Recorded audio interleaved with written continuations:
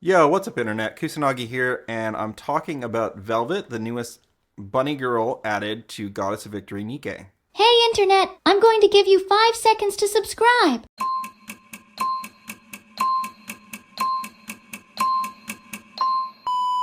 So, Velvet is a wind supporter burst 2 Tetra manufacturer NIKKE. She uses a sniper rifle that's modeled after a upgraded Dragunov, one of my favorite guns from the Call of Duty series. Her Japanese voice actor is Kurumi from Data Live, one of my favorite yandere characters in that series. So for me, she was an insta-lock on pulling at least MLB or Core 7. So what is the recommendation for pulling Velvet? Velvet will do fine at 1 copy. You get the most bang for your buck in terms of the maximum attack at MLB. The wallpaper, I think, is worth it if you're somebody who likes to collect the NIKKE wallpapers. And anything above MLB is diminishing returns. So I went all the way up to Core 7. She is my new and probably permanent waifu in this game.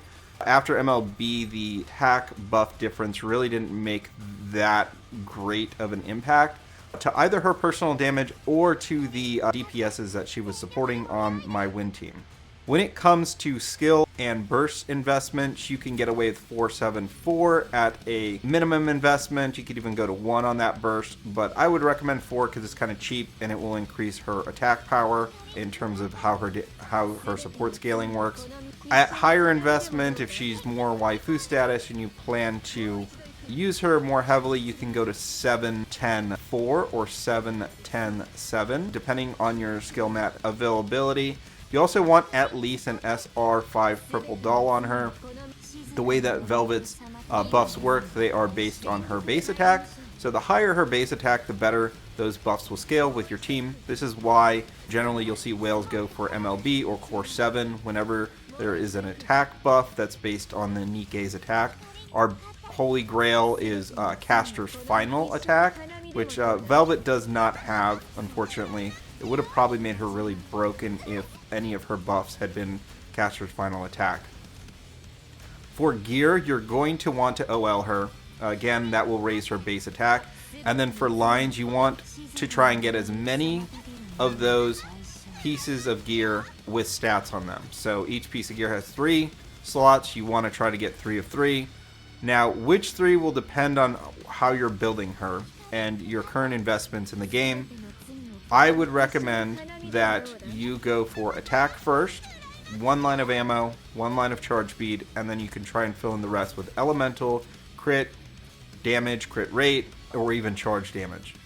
Now, if you're trying to build a DPS version of Velvet, you're going to want quad elemental, quad attack, 2 lines of charge speed, and 2 lines of ammo. That is equivalent to the Alice build that most people are familiar with. It is a rock black hole to get those perfect lines because you're going to be locking pretty much everything. And you're not really going to get the same amount of damage as Alice. I've already done most of my rerolls and investment into her. Her damage is okay as a sub DPS, but it's nothing that's going to be game breaking in terms of win content for Union Raid or Solo Raid with her own personal damage. Now, I'm recommending 2 lines of charge speed primarily because she has to reapply her buff every 3 seconds. Her charge time on the sniper rifle is 1 second. Her reload time is 2 seconds. That gets you right at the 3-second mark during full burst, and your challenge there is if the boss jumps or she doesn't fully charge the shot when she shoots or she cancels the shot because an enemy dies, you will lose the buff. So you can get around this a little bit with a resilience cube. There are arguments for and against this. It depends on your investment in the resilience cube, to be honest, whether you have 4 or 5 slots to allocate to everyone on the team. And lastly, I still think that having charge speed is good on her just because it decreases the RNG or the chance of a buff not getting applied. So that is my advice. Try to get at least 1 line of charge speed if you can. The most worthless stat you would be getting would be hit rate. What is her tier rating in this case? So I would give her a tier 1. And the reason for this is I'm trying to be unbiased about this, even though she's probably my favorite character in the game. but she is a direct replacement for Mast. Whether it be a whale or for a free-to-play, if you have one copy of her, it frees up Maid Mast from your standard win team, which might have been Crown and Mast together, or Nayuta and Maid Mast together. And so by freeing up Maid Mast, you can actually flex Crown and Maid Mast onto a second team, or if you don't really need Maid Mast on that second team, you could put her together with Anchor on a third team. So it really opens up a lot more options for your supports, and that is the biggest challenge right now in both Union Raid and Solo Raid content, is which supports to use on which boss in order to maximize damage. It's going to make your team building a lot more flexible.